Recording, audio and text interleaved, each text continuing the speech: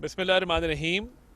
आज इंशाल्लाह ताला कुछ देर बाद बेलारूस के president his excellency Lukashenko Pakistan पहुंचेंगे और ये बड़ा तारीखी दौरा है। और पाकिस्तान और बेलारूस के जो डिप्लोमेटिक रिलेशंस हैं उनको अब 3 दहाइयाँ हो चुकी हैं, 30 साल गुजर चुके हैं।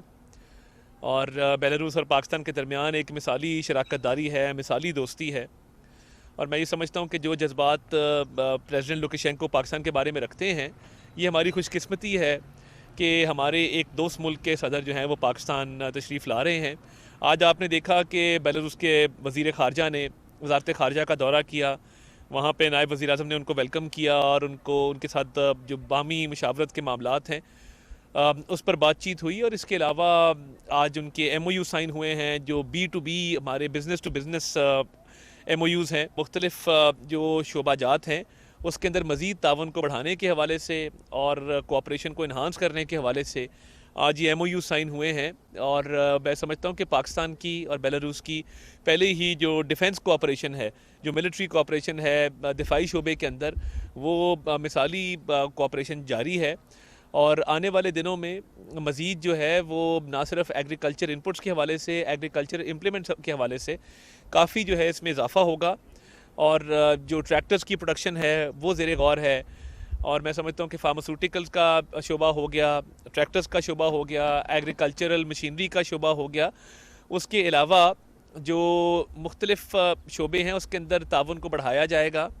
और मशीनरी है, टेक्सटाइल है, तो बेलारूस पाकिस्तान को बहुत ज़्यादा कदर की निगाह से देखता है। और पाकिस्तान में भी बेलारूस के हवाले से बहुत मुस्बत जज्बात मौजूद हैं।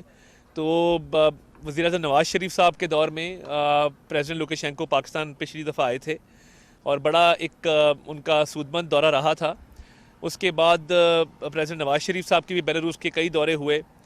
और इस दफ़ा जब आस्ताना की समिट हुई SCO की, शंघाई तावन तंजीम की, आस्ताना काज़ाकिस्तान में, उसमें वज़ीर-ए-आज़म शहबाज शरीफ की मुलाकात हुई प्रेसिडेंट लुकाशेंको के साथ। और बेलारूस जो है वो अब उसको मेंबर बना दिया गया है शंघाई तावन तंजीम का। उस पर भी उनको मुबारकबाद पेश की वज़ीर-ए-आज़म शहबाज शरीफ साहब ने। और दो तरफ़ा जो ताल्लुकात हैं उनको बढ़ाने के हवाले से भी आस्ताना में भी बात हुई। और एक बड़ी ही मैं समझता हूँ कि एक मुस्बत मीटिंग रही थी आस्ताना में आज से 2 माह पहले वज़ीर-ए-आज़म शहबाज शरीफ साहब की और बेलारूस के सदर लुकाशेंको की। तो उनकी पाकिस्तान आमद जो है, हम पाकिस्तानी अवाम की तरफ से, हुकूमत की तरफ से उनको वेलकम कहते हैं। और हम ये समझते हैं कि इस दौरे से बड़े मुस्बत नताइज मुरतब होंगे पाकिस्तान की इकॉनमी के ऊपर।